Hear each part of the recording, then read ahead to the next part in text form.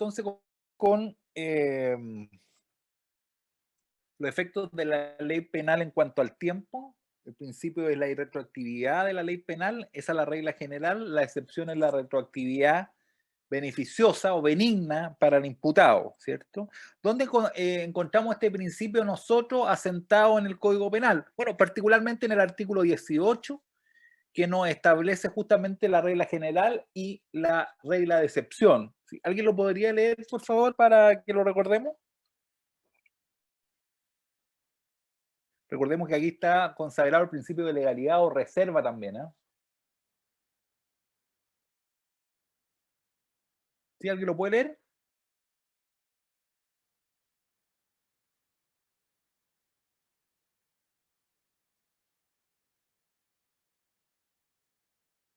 No se amontone nada de a uno.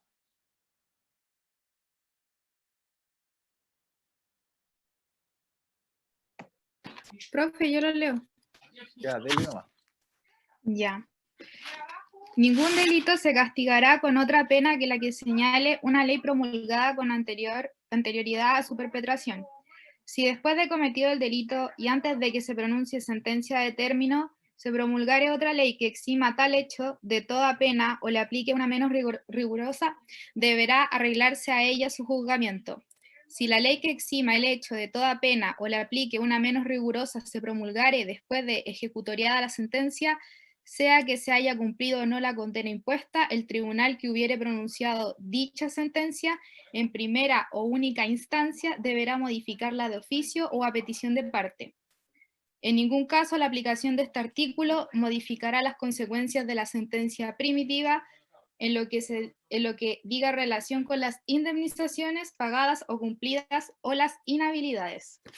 Perfecto. Bien. Entonces ahí en la primera parte de la disposición se consagra la retroactividad, por eso tiene que ser una ley previa ¿qué? A la perpetración del hecho, evidentemente, y en la segunda parte se consagra en definitiva la posibilidad de la retroactividad como excepción, pero solamente cuando es benigna, ¿sí? Que la vamos a ver después.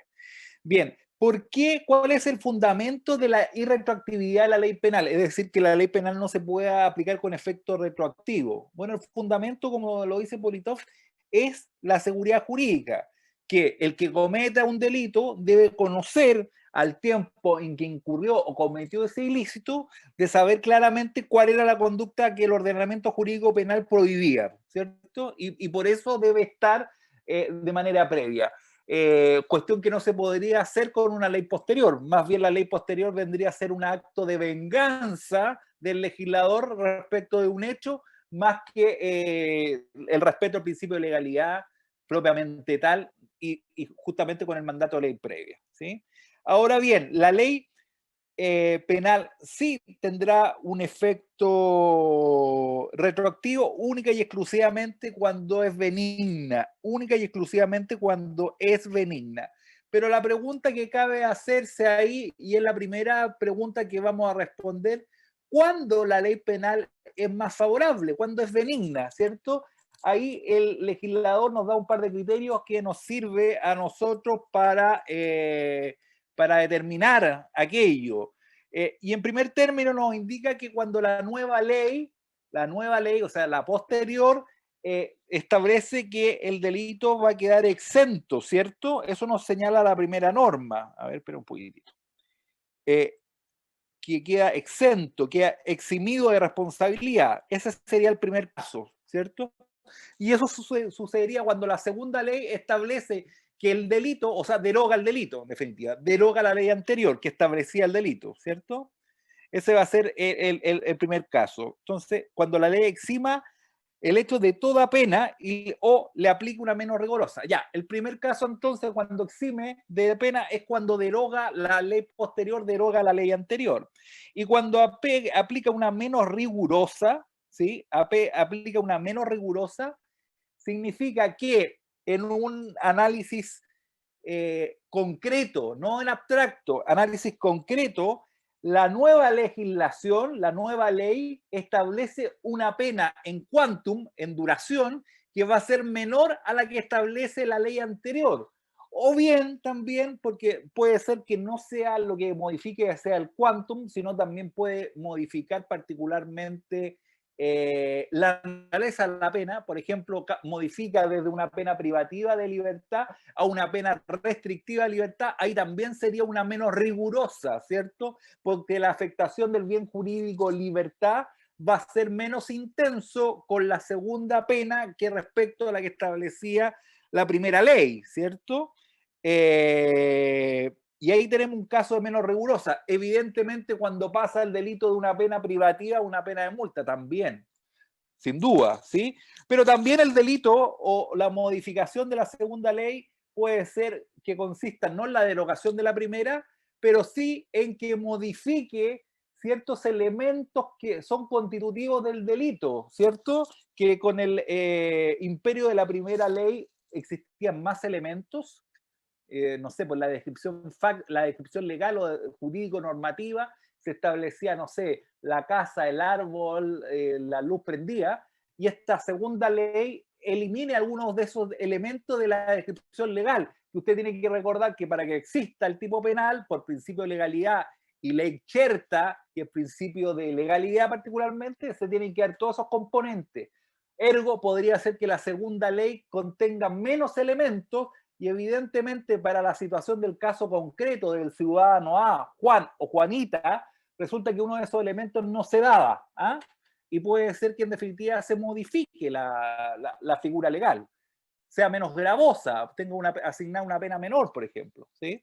Profe, disculpe, tengo una duda, me confundí. Cuando la segunda ley modifica a la primera, ahí se estaría aplicando la segunda, ¿cierto? O sea, la segunda solamente se va a aplicar cuando es más benigna. Y ahora lo que estamos viendo es cuándo es más benigna. ¿Sí? Ya. Es que ahí me quedo con la duda. Es que vamos a hacer algo, no sé si puedo hacer un ejercicio, déjame ver ahora. Quiero ver algo. Ahí dejé de compartir, ¿ah? Que quiero ver.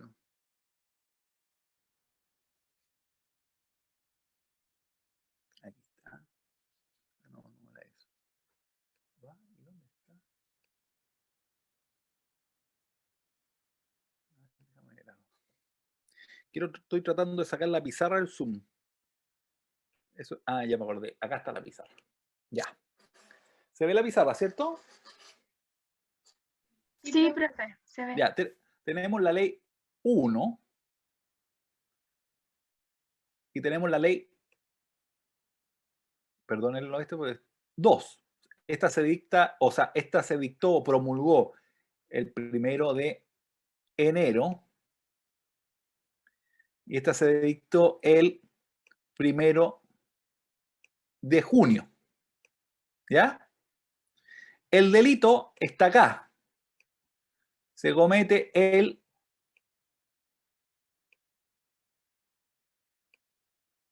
Ay, ¿por qué no me salió el lápiz? Espera un poquitito.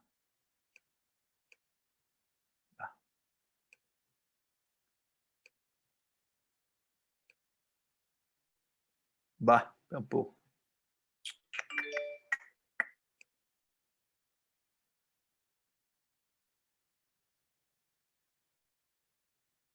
¿Dónde está el lápiz? ¿Por qué se me salió el lápiz? No, tampoco.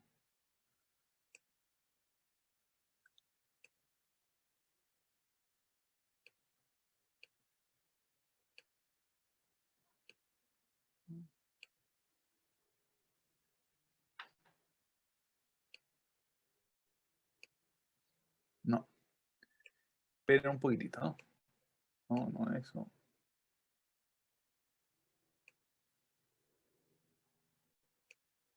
Ahí está.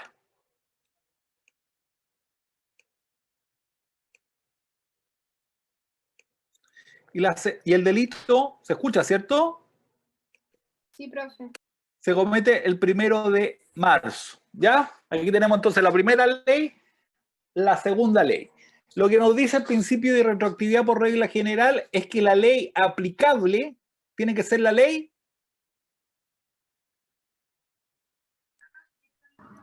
¿Vigente? ¿Ya? ¿Y cuál es la ley vigente? Si el delito fue el 1 de marzo, La 1. la 1. Entonces, esa es la ley vigente. La ley vigente es la ley 1, efectivamente. Salvo, y así se configura el principio de retroactividad, o sea que esta ley no se aplica para atrás, sino que siempre se aplica hacia el futuro, ¿cierto? Hacia el futuro, hacia el futuro. La excepción es la retroactividad benigna. Ergo, esta ley 2 se puede aplicar a este caso solamente en el evento que sea más positiva que la ley 1, ¿ya? ¿Se entiende? Sí. ¿Sí? Esta ley 2 se va a poder aplicar a este caso y por ende infringir el principio de legalidad que establece ley previa solamente en el caso que esta ley 2 sea más benigna para sentenciar o juzgar este caso en concreto. Y eso va a ocurrir en base a dos criterios.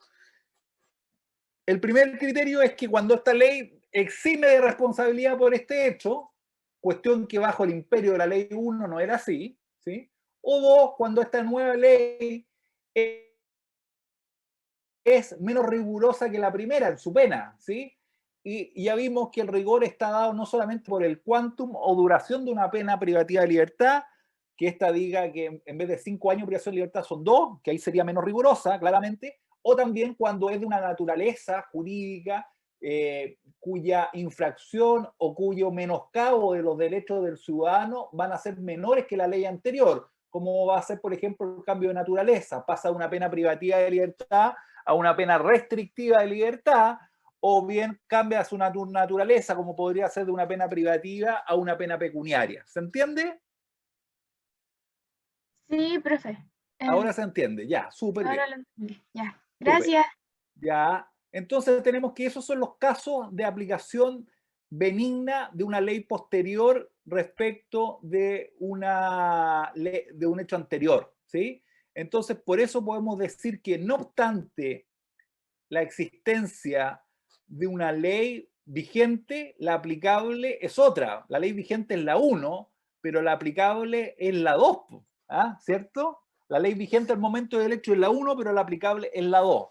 Incluso podría suceder otra situación, chiquilla, que es la siguiente, miren. Voy a poner la ley 2 acá.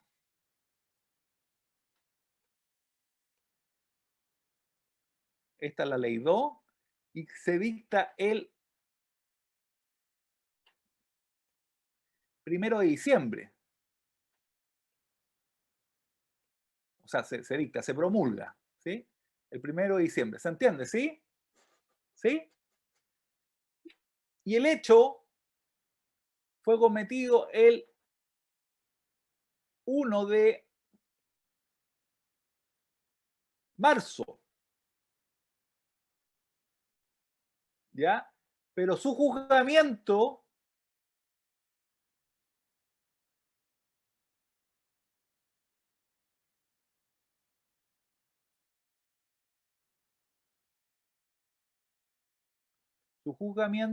es el 1 de junio.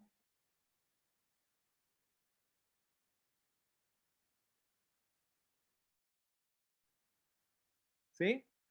Y resultó que hay una ley, o sea, perdón, esta es la ley 3. Ya lo voy a explicar bien para que se entienda de nuevo. Déjenme dibujarlo primero. Y se dicta una ley 2 acá el 1 de abril. O 1 de mayo, mejor. Este es el caso de la ley intermedia que se conoce. ¿Ya? ¿Se entiende, sí? El dibujo por lo menos. ¿Sí? Sí, profe.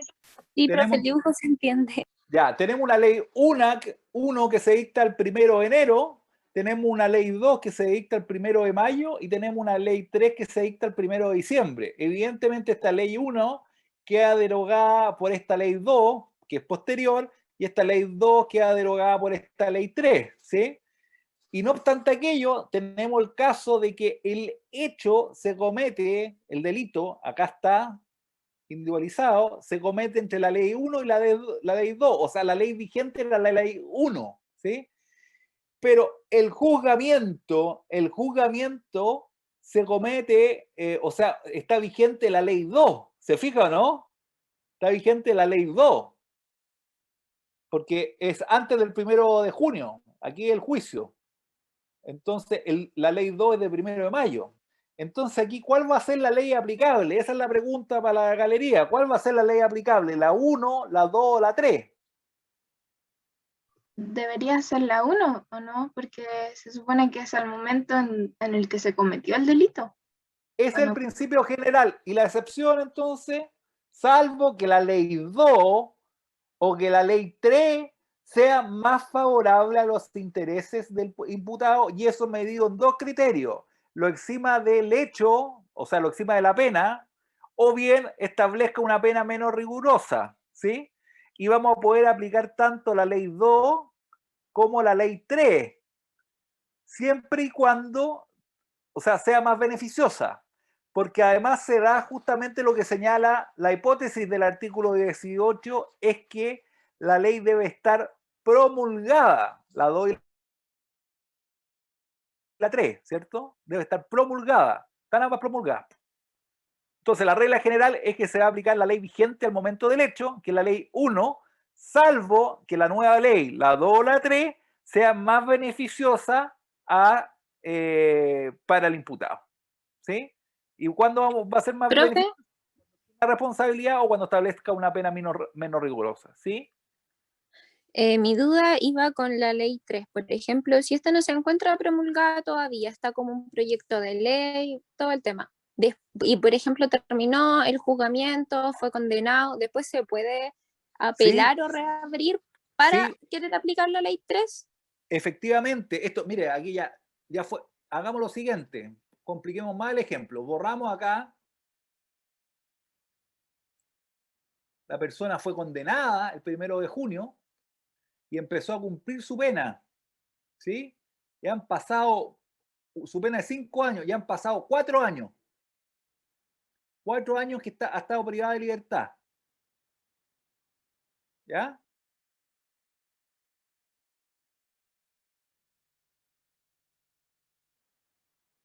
¿Listo? Han pasado 4 años.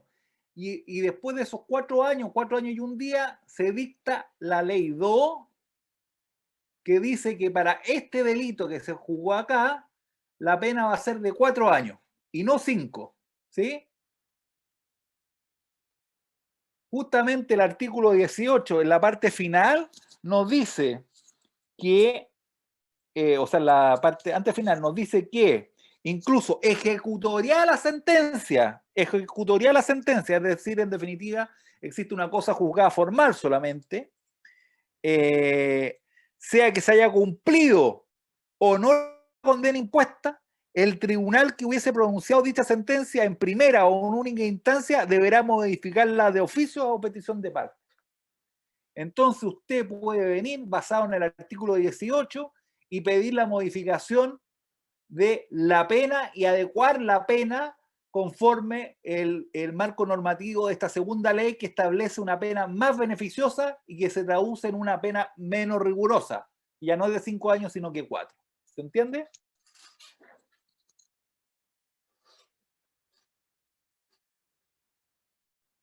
¿Sí? ¿Sí se entiende, profe? Ya, súper. Profe, quedó clarito. Ya, qué bueno. Bien, ahora volvemos, vamos a eliminar este ejemplo. Ya entendemos qué es lo que es pena beneficiosa, qué sucede con la pena a propósito de la ley intermedia. Se llama intermedia porque está entre el hecho, o sea, está entre el imperio de la ley 1, hay una ley 2 que se da entre el hecho y el juzgamiento, y hay una ley 3, ¿sí? Por eso se llama ley intermedia. Ahora vamos a volver a compartir, espera un poco.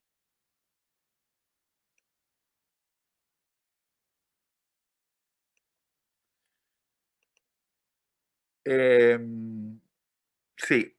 También hay un caso que son las leyes temporales, que viene al caso porque estamos viviendo las leyes temporales, o también denominadas transitorias, que son aquellos casos en que se dictan leyes para cubrir ciertos momentos o épocas de una sociedad que la sociedad valga la redundancia, tiende a buscar una mayor protección de ciertos bienes jurídicos. Pienso hoy día, por ejemplo, que estamos viviendo un estado de excepción, particularmente un estado de catástrofe, y ese estado de catástrofe establece ciertas medidas sanitarias.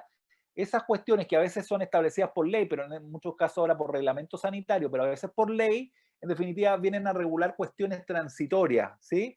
Eso significa que si, por ejemplo, tenemos una ley transitoria que diga, escúcheme lo siguiente, porque este es el ejemplo que quiero dar, una ley transitoria que se dicta o dicta el Congreso, que dice, en el estado de excepción de catástrofe sanitaria que está viviendo el país, los que incumplan o sigan incumpliendo por tercera vez las cuarentenas serán sancionados con una pena privativa de libertad de 3 años, ¿sí? Evidentemente, esa es una ley que obedece a un momento determinado de una sociedad, que es el momento que estamos viviendo. Después de ese momento, esa ley desaparece. No significa que para ese ciudadano o ciudadana que fue juzgado y condenado conforme a esa ley transitoria, después con el imperio de la nueva ley, vaya en definitiva a revisarse su caso y se modifique. ¿Por qué? Se modifique porque la ley posterior puede ser más benigna. Por de pronto, este delito desaparecería en una situación de normalidad, ¿cierto? Volviendo a la normalidad, cesar la pandemia, ya no existiría esta ley transitoria porque ya no habría cuarentena, entonces nadie las podría infringir ni siquiera por primera vez, no habría cuarentena. Pero ¿qué pasa con esta situación? Entonces, ese ciudadano que está condenado a 3 años, lleva 2 años cumpliendo, podrá pedir bajo el imperio de la nueva ley, que la nueva ley es la ley que siempre ha existido, que se revise su situación. La pregunta aquí, ¿existe división en la doctrina? Y la mayoría de la doctrina tiende a pensar que no, porque la ley transitoria viene a regular un momento, una situación, una coyuntura de un momento determinado, ¿sí? Y que la idea, en definitiva, es abocarse a ese control social de ese problema que existió en ese momento. Ergo, el principio o la posibilidad de que una ley entre a regular esa situación no podría, pero también parte de la doctrina, dentro de los cuales adscribo yo, también entiendo que la nueva ley, volviendo al estado de normalidad, se sigue también aplicando el artículo 18, que no está derogado, por cierto, y en definitiva es la norma que prima, que es el principio de legalidad, ¿sí?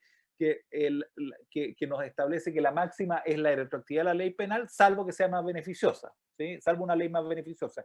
Y la ley más beneficiosa va a ser, no importa una que esté predictada y que estuvo en definitiva opacada por una ley transitoria, porque volviendo al régimen de normalidad se tiene que volver a aplicar aquella norma, ¿sí?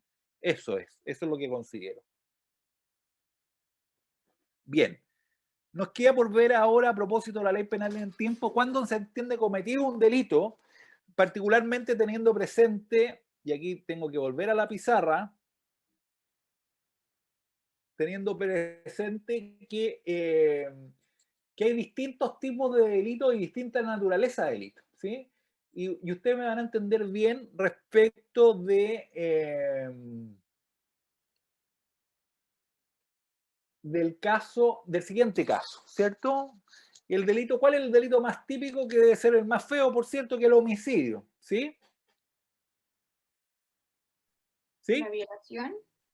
No, pero bueno, la violación también es fea, son todos feos al fin y al cabo, pero el más conocido, o sea, es el homicidio, y es feo porque atenta contra el bien jurídico más importante, y en eso vamos a estar todos de acuerdo, que es la vida humana, ¿sí? Y puede ocurrir que el sujeto A le dispara al sujeto B, ¿cierto? El día 1 de enero. Y probablemente lo mate ahí y muere el 1 de enero, no habría ningún problema. Pero ¿qué pasa si le dispara el 1 de enero, lo manda al hospital, el hospital hace todos los esfuerzos por salvarle la vida, pero este ciudadano muere el 1 de diciembre, es decir, prácticamente 11 meses después, ¿cierto? Entonces, ¿cuándo se cometió el delito? ¿El 1 de diciembre, que se produce el resultado muerte, o el 1 de enero, que es cuando le disparó al sujeto? ¿Sí? Esa es la pregunta que hay que hacerse. O también, en el caso 2, por ejemplo, piensa usted, en el caso 2, por ejemplo, el secuestro. Imagínese usted un secuestro. El secuestro se materializa el día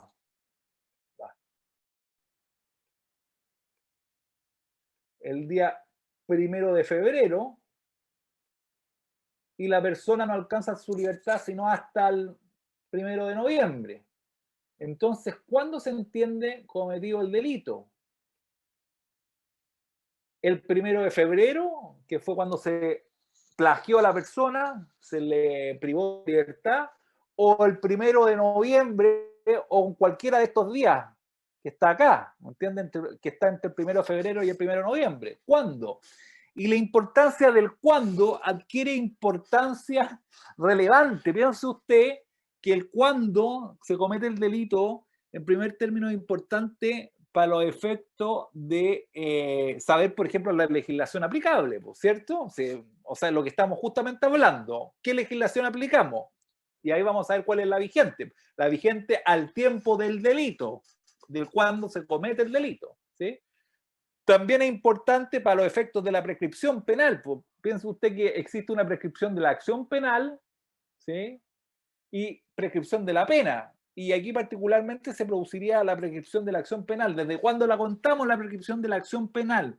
Desde a partir del 2 de enero en este caso, del 2 de febrero en este caso, o desde cuando se produce el resultado de muerte, o desde cuando el sujeto logra la libertad, ¿sí? Entonces son cuestiones interesantes. Profe, perdón, ¿cómo sí. era eso de la prescripción penal? En la prescripción penal tenemos la prescripción de la acción penal. La acción penal, acuérdense ustedes que los derechos otorgan acciones, ¿cierto? Para reclamar esos derechos. Pero a su vez existe una extinción de esos derechos por el transcurso del tiempo. Y ese es el plazo de prescripción de la acción penal. ¿Hasta cuándo tiene el Ministerio Público para ejercer la acción penal de estos delitos? ¿O desde cuándo lo contamos? ¿Desde que se produce el disparo? ¿Desde que se produce el plagio? ¿O desde que se produce el resultado de muerte? ¿Me entiende, no? ¿Me entiende? Sí, profe, eso se lo entiendo. Estoy como el Alexis, ¿me entiende? ¿Me entiende? Oiga, mire, incluso podría ser hasta más paradojal incluso. Piensa usted que el resultado del disparo se produce el 1 de enero, pero la persona muere 10 años después. O sea, 10 años y un día después. Entonces, si consideramos la prescripción desde el disparo, el delito va a estar prescrito. ¿Me entiende, no? Porque el resultado muerte se produjo 10 años después. Entonces sería paradójico que consideráramos la prescripción desde el momento mismo del disparo, de la acción. Y aquí adquiere relevancia, mi estimado y estimada alumna y alumno, el hecho de la naturaleza del delito que se trate, ¿sí? La naturaleza del delito que se trate. Y estas son cuestiones que no hemos visto todavía, pero ahora corresponde verlo justamente para resolver esta cuestión. Primero, nosotros vamos a conocer dos grandes categorías de delitos. Por un lado tenemos los delitos materiales o delitos de resultado, y por otro lado tenemos los delitos formales o de mera actividad, ¿sí? La diferencia de uno y el otro es la siguiente: en los delitos materiales o de resultado, el delito se consuma cuando se produce el resultado. Ergo, en el homicidio, como está descrito un resultado, el que mate a otro, ahí hay un resultado, el que mate a otro, o sea, se debe producir la muerte del otro para que exista homicidio, entonces el delito se entiende consumado con la muerte. Aquí, entonces, el delito se entiende cometido cuando se produce el resultado, cuando se produce la muerte de la otra persona. Ahí existe delito. Aquí había otro delito que no interesa ahora, sino que el delito de homicidio empieza a partir o comienza cuando se produce el resultado de muerte. ¿Por qué? Porque es un delito de resultado, ¿sí? Es un delito de resultado. Y ustedes se van a dar cuenta que los delitos de resultado prácticamente son muy pocos, o sea, son varios. Son los delitos contra la vida, homicidio, parricidio, femicidio, infanticidio. Esos son delitos de resultado. También los delitos contra la integridad física y la salud individual de las personas, castración, mutilación, lesiones, graves, simplemente graves, leves, son delitos de resultado. Y la mayoría de los delitos, mis queridos alumnas y alumnos, son delitos de mera actividad o formales, que se entienden consumados por la realización de una acción. En el caso de la violación, por el acceso carnal, no es necesario ningún resultado, solamente que se produzca el acceso carnal, ¿sí? Eso no es puede haber un resultado material, pero no un resultado jurídico si es que alguien está pensando que existe la introducción de un miembro viril en una cavidad anal, bucal o vaginal. Sí, es un resultado material, pero no un resultado jurídico. El delito, cuando uno lee la descripción legal, el que acceda carnalmente a otro, ¿sí? Entonces, un delito de mera actividad. Los delitos contra el honor son delitos de mera actividad. La injuria, calumnia son delitos de mera actividad. El delito de secuestro, que lo vamos a ver, que el ejemplo que estamos viendo acá, es un delito de mera actividad, que existe una privación de libertad, pero con resultados permanentes, y por eso se habla que los delitos de secuestro es un delito permanente. El delito se comete el día el 1 de febrero hasta, escúcheme bien, hasta el día 1 de noviembre o hasta el momento que la persona alcanza la libertad. Es decir, en todo ese tiempo existe un estado de antijuricidad. Y la persona, es decir, ¿cuándo se entiende cometido el delito? Desde el 1 de febrero hasta el 1 de noviembre. ¿Ah? Entonces podríamos entenderlo cometido el 1 de noviembre para los efectos de la prescripción. ¿Por qué? Porque es un delito permanente. ¿Sí? Es un delito permanente.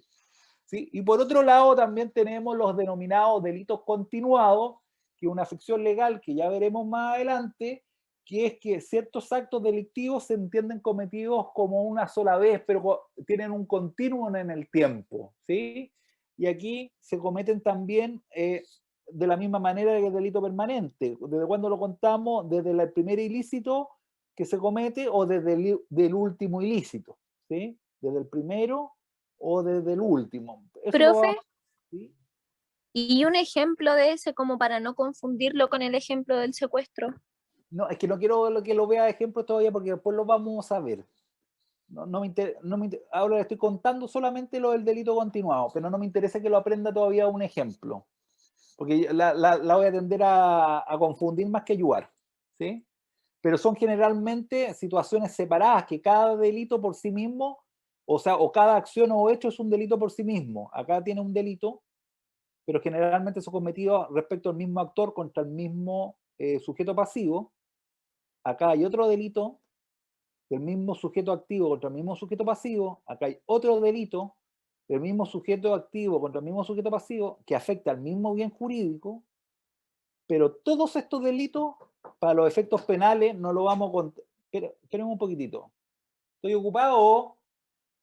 Todos estos delitos no los vamos a contar como una sola vez. O sea, perdón, no lo vamos a contar como un delito cada hecho o cada acción. Acá no hay 4 delitos, sino que por la figura del delito continuado se cuentan como, lamentablemente, por eso es lamentable, como una sola vez.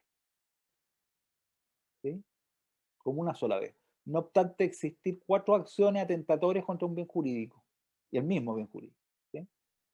Y ahí le dije el ejemplo. Bien, y finalmente tenemos la naturaleza de los delitos habituales, que son aquellos delitos que lo que transforman en delito es justamente la habitualidad, ¿sí? La habitualidad. Es decir, las acciones o hechos separados, unitarios, no son configurativos de delito.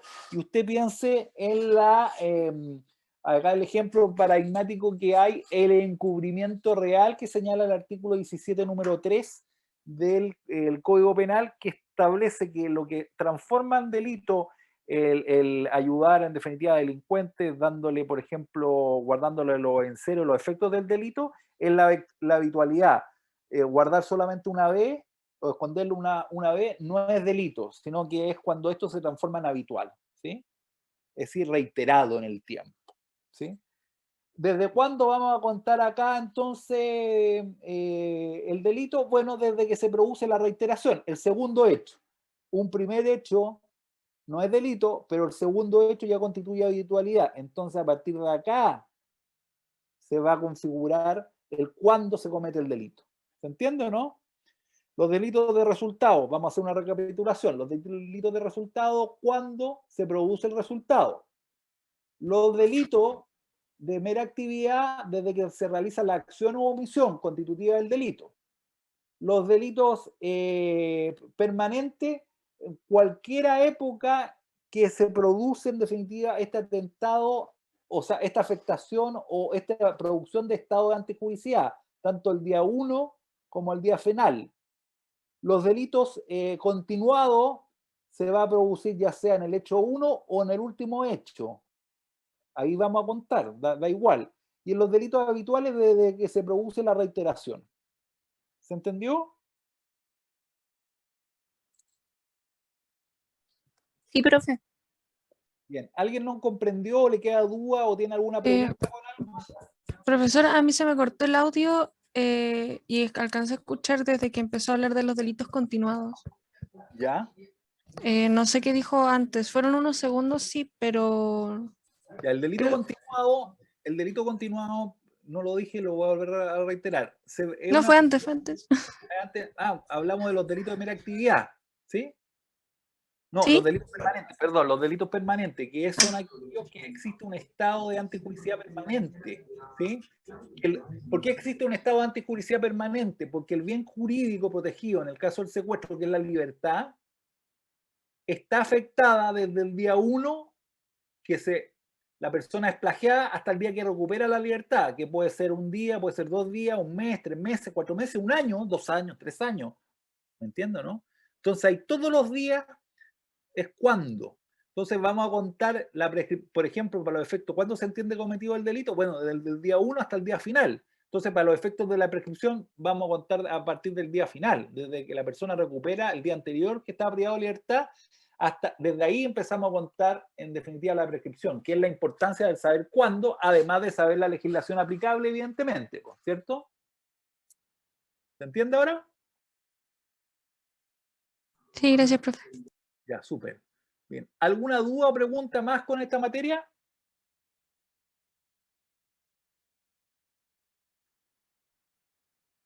Profe, Dígame. no sé si lo dijo y no escuché yo. Entonces, en los delitos, la primera categoría de delitos, la prescripción, ¿cuándo se contaba? Desde que se produce el resultado, Ya, la muerte. Por ejemplo, en el homicidio, que es un delito resultado, porque la propia descripción legal establece el que mate a otro, entonces se tiene que producir un resultado, matar a otro. Y en este ejemplo que acabo de dar, el resultado es dilatado, diferido en el tiempo. Entonces la muerte se produce el 1 de diciembre en este ejemplo, desde ahí vamos a considerar cometido el delito.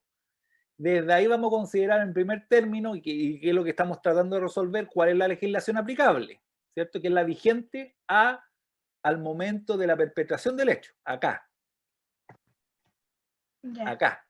¿ya? Y en segundo término, saber desde cuándo corre la prescripción, acá.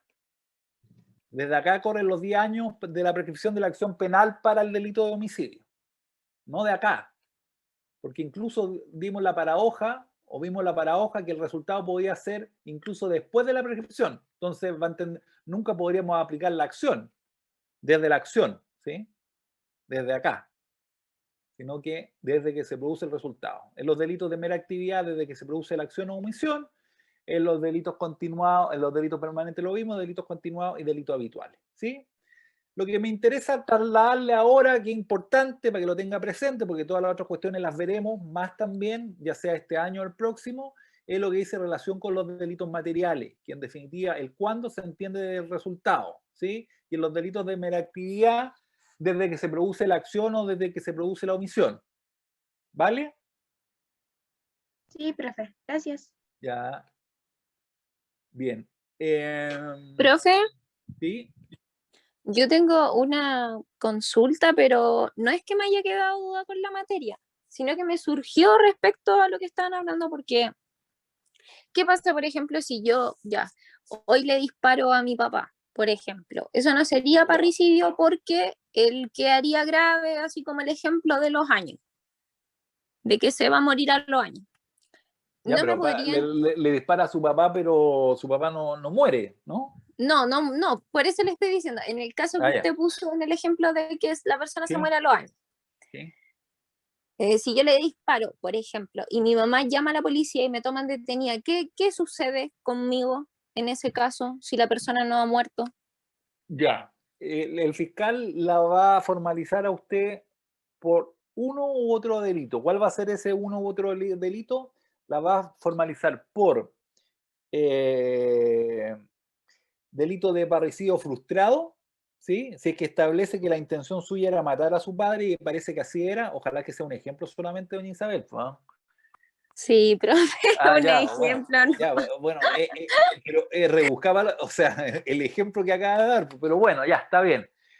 Sería parricidio frustrado siempre que el fiscal establezca en su investigación que usted quería matar a su padre y ese resultado no se produjo por una causa independiente de su voluntad, como es la acción médica, acción sanitaria que está salvando a su padre particularmente, ¿sí?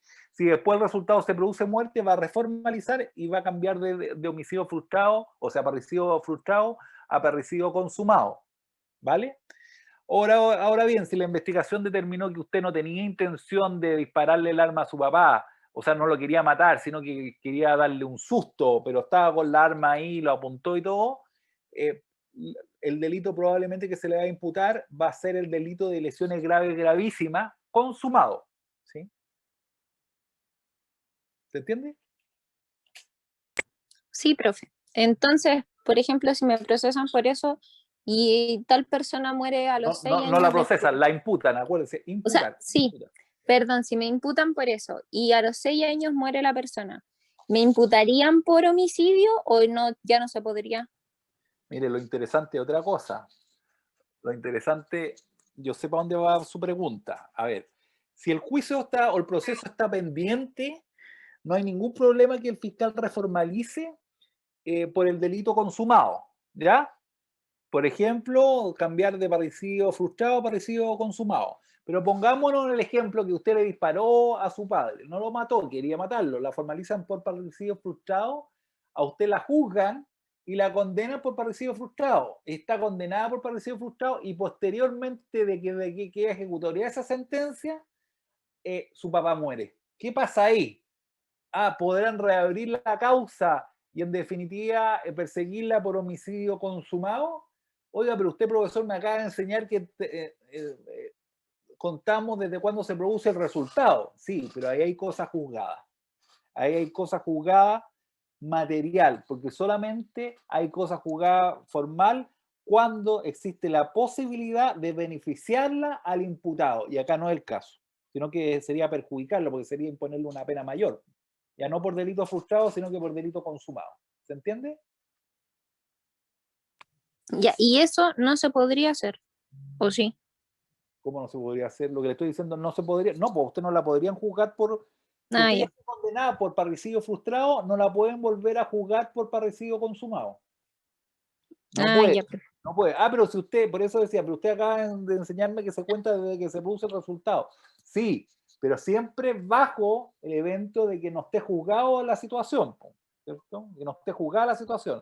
Porque la aplicación de una ley en particular, no, en este caso no es una aplicación de una ley, es la aplicación, sí, es una aplicación de una ley, tiene que ser bajo el imperio de que esté vigente esa ley, que sea cuál es la más favorable para usted y que no se haya producido una situación de juzgamiento, porque ya ha producido el juzgamiento suyo, no hay posibilidad alguna de mover o modificar la situación jurídica, salvo que la nueva situación sea más favorable, pero no es favorable porque es justamente lo contrario, más perjudicial. ¿Sí? ¿Se entiende? Sí, profe, se entiende, gracias. Ya. Bien, entonces terminamos el efecto de la ley en cuanto al tiempo y ahora nos tocaría ver los efectos de la ley en cuanto a las personas. Déjeme ver la hora primero. Quedan 10 minutitos, yo creo que lo podemos sacar. Ya. Los efectos de la ley en cuanto a las personas. Lo siguiente, el principio.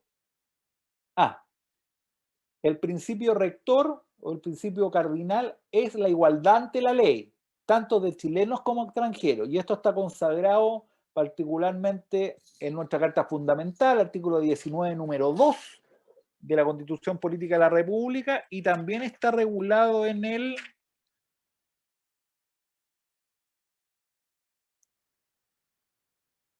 en el artículo 5º del Código Penal, que dicta: la ley penal chilena es obligatoria para todos los habitantes de la República, incluso los extranjeros. Los delitos cometidos dentro del mar territorial. Bueno, esa primera parte. La ley penal chilena es obligatoria para todos los habitantes de la República, incluso los extranjeros. Entonces existe un principio de igualdad ante la ley. Ese es el principio general. La excepción va a ser excepciones legales también, que están tanto en cuerpos de derecho, bueno, ahí está mal escrito, internacional y derecho nacional. Esas son las excepciones que existen.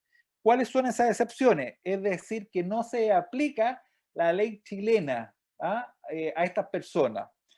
Particularmente en el caso de la ley, o sea, de la ley internacional, existen ciertas situaciones consagradas en el derecho internacional y que son producto de ciertas funciones que ejercen ciertas personas que las colocan exentas de la posibilidad de ser juzgadas conforme a las leyes del lugar que se encuentran y son más bien juzgadas conforme a las leyes de su propia nacionalidad, ¿sí?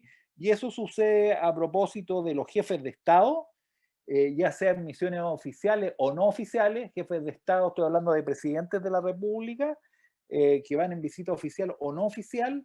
Por ejemplo, venga el jefe de Estado de Venezuela, de Argentina, de Chile y comete un delito, Chile no tiene jurisdicción para juzgar al mandatario extranjero, sino que solamente lo puede hacer su país de origen. Y esto se conoce con el nombre de inmunidad de jurisdicción. Es decir, el país anfitrión o el país de acogida o de llegada tiene imposibilidad de juzgamiento de este ciudadano, ¿sí? Esos son los jefes de Estado y esto está en la Convención de Viena, particularmente, sobre las relaciones diplomáticas. También está en el Código de Bustamante, que no sé si han escuchado hablar de él. El Código de Bustamante es el código, o sea, es un pacto, es un tratado internacional en materia de derecho, particularmente regula las situaciones de derecho privado, pero también regula situaciones a propósito del derecho internacional público y particularmente su artículo 297 consagra esta inmunidad de jurisdicción, ¿sí? A su vez también otras personas que son beneficiadas en el marco del derecho internacional son los representantes diplomáticos. Se entiende por representante diplomático todos aquellos que representan una misión extranjera, ya sea el embajador, cónsul, primer secretario, segundo secretario, agregado negocio, agregados consulares, etcétera, etcétera, etcétera. Y esto está establecido en la Convención de Viena también y en el Código Bustamante, artículo 298, ¿sí? También dije, los agentes consulares extranjeros también tienen inmunidad de jurisdicción. Bien, esos serían los casos, los tres casos particularmente en derecho internacional: jefes de Estado, agentes, representantes diplomáticos y agentes consulares extranjeros. Incluso los ad honorem, porque alguno podría preguntar, esos que lo ejercen de manera gratuita para los estados, oye, ¿quién se va a prestar para ser el cónsul ad honorem? Al gratín, para trabajar por otro estado. Bueno, aquí hay una ganada importante. Es decir, tienen inmunidad de jurisdicción. Imagínense lo que implica eso. O sea, que el Estado chileno no pueda juzgar a esa persona. Imagínense, ¿sí? Solamente lo puede juzgar el Estado de origen, ¿sí? ¿Y cuáles son las situaciones del derecho nacional que están consagradas? Esas situaciones del derecho nacional que obedecen más bien a situaciones a ciertos espacios o escenarios que se puedan cometer ciertas conductas denominadas delitos, van a estar exentas de reproche penal o bien tienen que pasar por trámites previos de procesabilidad, ¿sí? Y aquí tenemos la situación particularmente de la inmunidad parlamentaria. Ustedes saben que los parlamentarios tienen inmunidad y que implica que para proceder frente a ello, en primer término, se requiere un juicio de desafuero, que es la necesidad de quitarle el fuero parlamentario que tienen estos honorables y honorables, o sea, los honorables y las honorables, a fin de poder juzgarlo conforme a las normas del derecho interno. Y esto son casos o requisitos de procesabilidad, el desafuero. Ya tenemos un caso patente, hace unos días se dio a conocer la sentencia, por ejemplo, de la Corte de Apelaciones de San Miguel a propósito del senador Osandón por este tráfico de influencia, que se había pedido su desafuero, ¿cierto? Y hay, bueno, y hay bastantes otros casos también que se han generado últimamente, ¿sí? Sin embargo, también los parlamentarios, además del requisito de fuero o de este privilegio del fuero que tienen, que le impide al Estado juzgarlo inmediatamente, sino sin que pasen por un juicio de desafuero, también existen ciertas acciones que realizan ellos y ellas que están exentos de reproche penal porque se dan en el marco de determinados espacios. Piense usted a propósito, y aquí voy a buscar en la Constitución Política de la República, cuando existe estas discusiones parlamentarias y se producen en el fragor del debate, de la discusión, algunos se salen de madre y emiten algunos epítetos bastante fuera de normas de conducta, ¿cierto? Y esas podrían ser constitutivas de injuria. Piense usted, por ejemplo, lo que le dijo la señora Giles, también conocida en el mundo farandulero como la abuela, al diputado Chalper. ¿Lo vieron o no? Sí, profe. ¿Qué le dijo? Para que sepan todos sus compañeros. Algo del candado chino. Le dijo, claro, la abuela no se va a inhabilitar, Chalper hace del candado chino, le dijo, ¿ah? En clara alusión a... Y después le dijo poco hombre, ¿cierto? También, era poco hombre. Y fíjese usted que la Constitución Política de la República establece en el artículo, espera un poco, 61, lo siguiente: los diputados y senadores solo son inviolables, o sea, solo son inviolables por las opiniones que manifiesten y los votos que emitan en el desempeño de sus cargos en sesiones de sala o de comisión. ¿Sí? Es decir, en definitiva, está diciendo que toda expresión que profieran, ya sea en el Parlamento o en la comisión respectiva, como ocurrió con Pamela Giles, que podría ser una ofensa contra Chalper, y particularmente respecto de su virilidad o su situación de hombría, que lo trata de poco hombre, y después le dice que se hizo candado chino, eso va a estar fuera de la posibilidad del juzgamiento, por cuanto está exento por nuestra propia Constitución Política en el artículo 61. ¿Sí? ¿Por qué? Porque el legislador, y particularmente acá el constituyente, ha hecho cierta ponderación de intereses jurídicos y está privilegiando la libertad de expresión, ¿sí? La libertad de expresión por sobre el interés, por ejemplo, el derecho al honor del diputado Chalper. ¿Se entiende? Sí, profe, se entiende. Súper. También otra excepción la encontramos a propósito de los ministros de la Corte Suprema. Fíjense ustedes, por ejemplo, mi estimada alumna y estimado alumno, que el artículo 324 del Código Orgánico de Tribunales establece que los jueces están exentos de responsabilidad penal por toda prevaricación o grave infracción de cualquiera de los deberes que la ley le impone, y en el inciso segundo agrega: esta disposición no es aplicable a los miembros de la Corte Suprema en lo relativo a la falta de observancia de las leyes que reglan el procedimiento, ni en cuanto a la denegación y la torcida administración de justicia. ¿Sí? Este mismo principio también se consagra en la Constitución Política en el artículo, espera un poco,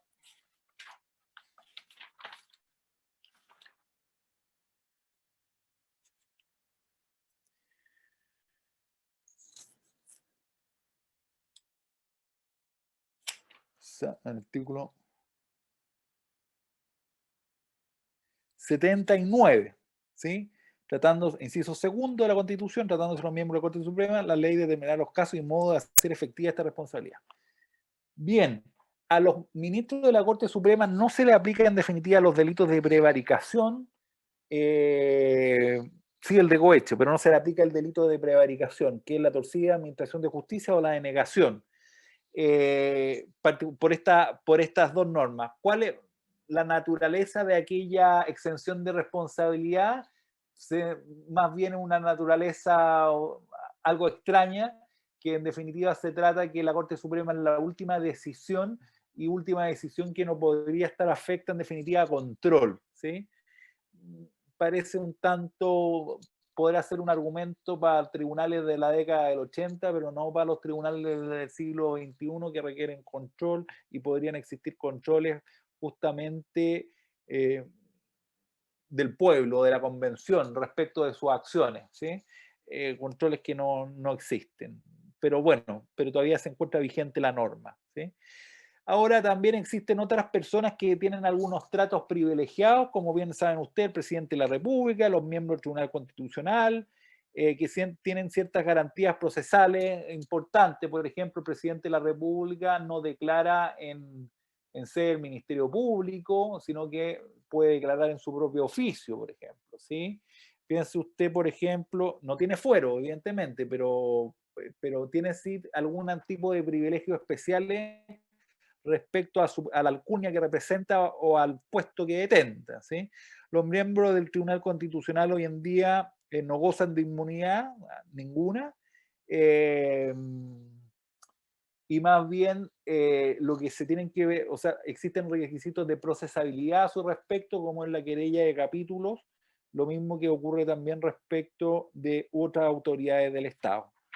Eso, no, creo que más bien no es importante ver otras características más profundas de situaciones complejas que se puedan generar. Entonces tenemos desde el punto de vista las excepciones serían del marco del derecho internacional, que ya lo vimos, jefe de Estado, diplomáticos y agentes consulares, y en el derecho nacional tenemos los parlamentarios y los ministros de la Corte Suprema, los parlamentarios respecto a las expresiones que viertan en comisión o parlamento, solamente eso, porque respecto, por ejemplo, de otros delitos, a su proceder hay que hacer un juicio de desafuero, que es un procedimiento previo y formal que se realiza ante la respectiva o se sigue ante la respectiva Corte de Apelaciones, donde se cometió el delito, el presunto delito. Y después tenemos particularmente los ministros de la Corte Suprema a propósito del delito de prevaricación, que está establecida su exención tanto desde el punto de vista constitucional como legal, por entenderse que ellos son los que emiten el último juicio, ¿sí? Y ya existen algunos privilegios de garantías más bien procesales del jefe, a propósito del jefe de Estado y algunos ministros que no dije, ¿sí? Bien, eso. ¿Alguna duda hasta acá? ¿Aló? No, profe. No, profe. Ya, súper. Vamos a terminar entonces la sesión de hoy día para no latearlos más respecto de la materia y ahora vamos a revisar una sentencia, cosa de la próxima clase, ver los efectos de la ley en cuanto al territorio y los principios. Para la próxima clase es necesario que ya tengan listo la lectura que tenían que preparar, ¿vale? Bien, ahora vamos a ver una sentencia. ¿Quieren descansar 5 minutos y vemos la sentencia, que creo que no nos va a demorar más de media hora o 25 minutos? ¿Descansamos 5 minutos? Ya, profe.